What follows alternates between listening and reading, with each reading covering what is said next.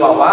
Abi Amelia Putri, Abi Tiara Septiani, Abi Neng Rina Ieu Salsa, Abi Linda Pujiastuti, Abi Siti Paujia. Arurang di kelas 8C. Di dieu arurang rek nepikeun tempa sindir. Di kelompok hiji temana tata tertib sakola. Wilujeng nyaksenan. Sindiran atau sindiran hayu urang sisindiran hampura anu kasindiran. Dina poe Rebo barudak angkat ka sakola salah sahijina Desi sareng Wawa. Desi nyarios ka Wawa. Naeureun? Sakedap aya domba di kandang, katinggalna meuni bersih eta rambut meuni panjang, katinggalna henteu rapi. Itu tinggal hayam batur kana sawah nupun bapak. Abdi teu acan dicukur sabab teu aya acisna. Meuni keur dicukur wae teu boga, ieu atuh. Saentos eta Desi sareng Wawa papenak sareng Rina. Ku Desi Rina diajak ka kelas.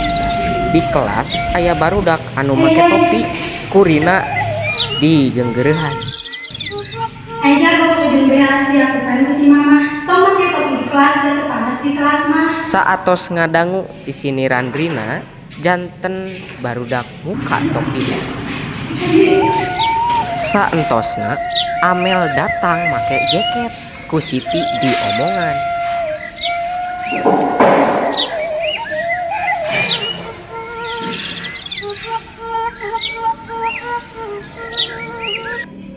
Si Udin keur main raket ka bapana pangbejakeun, nahangan make jaket pan geus satar ulaheun. Di Siti keur metik entek metikna jeung emang-emang abi mah pangbeja teh kapana jadi teu damang. Oh, geus atuh layas lamun teu damang mah. Sateu acan masuk, Wawa miwarang babaturanna di kelas ngarapihkeun baju. Bisi maneh ningali jamu, pek dirajin ka jamu, bisi aya ibu guru, hayu urang rapihkeun baju. Tos kitu sakabeh babaturanna ngarapihkeun baju.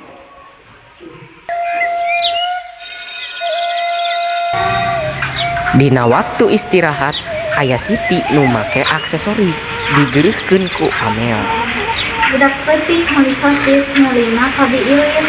Ulah make aksesoris bisi-bisi ka ku osis. Saatos kitu Siti buru-buru ngalaan aksesorisna. Teras aya deui barudak anu ngomeh HP ku Linda di bejaan. Hei, barudak ngomong HP wae. Bayar beda urang. Ye kerja. Tinggal bapak di kelasnya bunyi hilang. Ngomong HP di kelas di kita sambulan. Tos kitu aya Rina wih jajan. Tiara ini Rina anu lamena teh sapa. Kuring ka warung jeung bapak di warungna aya bola. Eta lamun si payu we dikeunang heula. Kuring masak sareng mama masak sareng kacang panjang. Tata tertib sakola mah make penting dilarang.